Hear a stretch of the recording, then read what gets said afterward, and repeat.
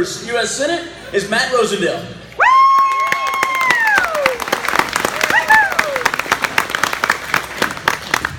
Good evening. It is great to be back down in the valley again. I'll tell you, every time I come down here, you treat me like it's Thanksgiving dinner. I get more hugs and kisses than I do at my own household, to tell you the truth. Yeah, everywhere from Lolo all the way down to Darby, I really feel like this is hometown for me, and I can't tell you how much I appreciate the outreach of love that you showed me. You know, this trip was actually a lot easier than my last trip down. A lot easier to find the place, to tell you the truth, because the last time I came down, the smoke was so heavy from the fires there in Lolo that you literally could not see the mountainside from 93.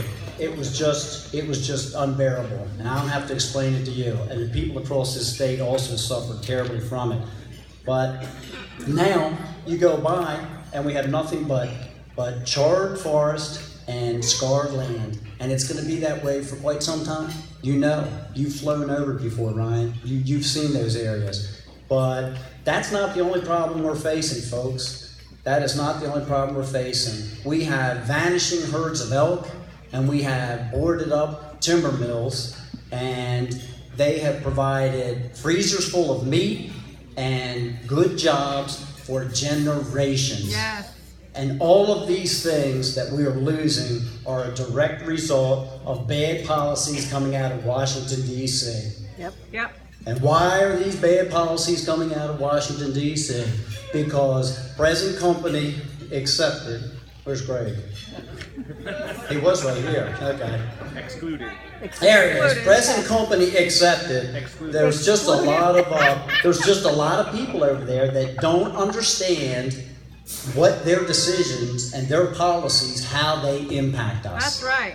And as Dwight Eisenhower put it the best, I really believe, you cannot take a man who uses a pencil for a plow and lives 1,000 miles away from a cornfield and put him in charge of agriculture. No. And that's what we have taking place right now in Washington, D.C. They don't understand, and they're passing these terrible policies. So, if you nominate me, we have an incredible opportunity this election cycle to replace John Tester. So while he does live here, he is the most reliable vote that Chuck Schumer has on his ballot right now. And we have got to get rid of him, and I am the person who can make that happen. And why me? I will tell you. Check the record. You sent me to Helena and you asked me to reduce spending, and I did. And you sent me to Helena and you asked me to reduce regulation, and I did. And you sent me to Helena and asked me to protect the sanctity of life and your Second Amendment rights and your property rights, and I did. And I think because of that, it's reflected in the support that I have across the state right now, and quite frankly, across this room. I've been endorsed by sitting legislators across the state, but some of my biggest advocates are right here in this room with Ed Grief and Teresa Manzella and Mike Hopkins and the woman who I affectionately address as the Margaret Thatcher of the Bitterroot, Nancy Bowens.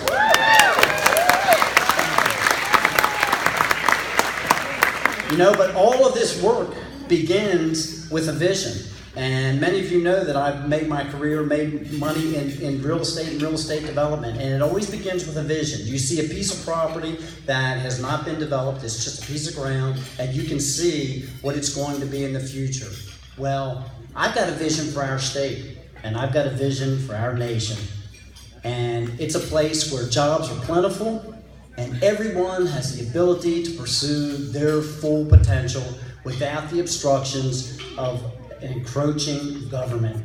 And it's a beautiful view, folks. And I know that if you join me, that working together, that we can achieve it. Thank you all so very much for allowing me to speak tonight, and God bless you all in your travels. Matt Rosendale.